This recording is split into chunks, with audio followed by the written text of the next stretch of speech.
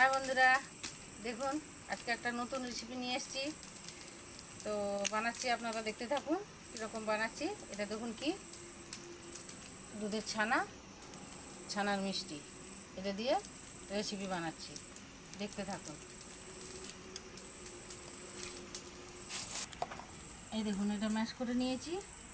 এবার আদা টমেটো ঘষে নিচ্ছি,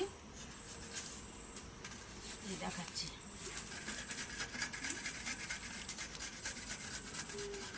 কষিয়ে নিয়েছি, সাদা তেল দিয়ে দিচ্ছি। এটাতে একটু কালো জিরে ফোড়ন দিচ্ছি,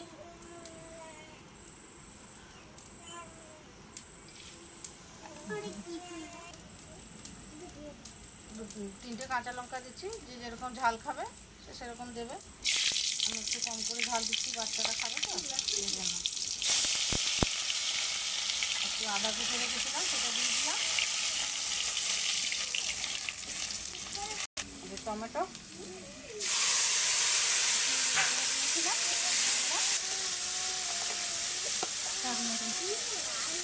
স্বাদ অনুসারে নমক দিয়ে দিচ্ছি।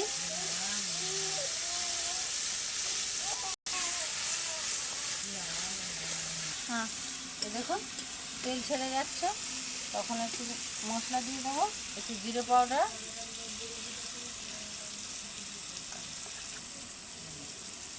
একটু ধনে পাউডার, একটু লঙ্কা পাউডার দিয়ে দিচ্ছি। একটু নেড়ে নিচ্ছি।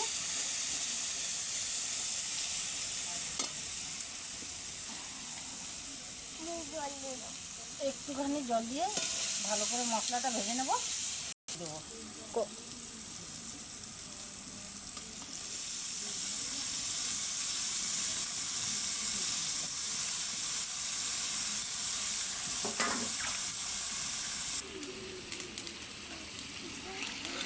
এই দেখুন বন্ধুরা, পনির জল ছেড়ে দিয়েছিল, এই জল শুকিয়ে তেল বেরিয়ে গেছে।